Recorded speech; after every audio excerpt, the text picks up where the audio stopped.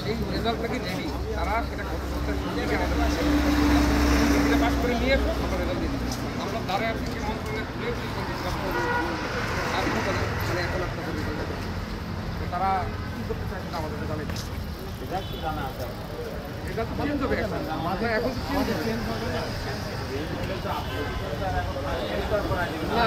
আমাদের তো এটা না হলে আমরা পরবর্তী স্টেপগুলো হচ্ছে 4 মাস ধরে আমাদের হচ্ছে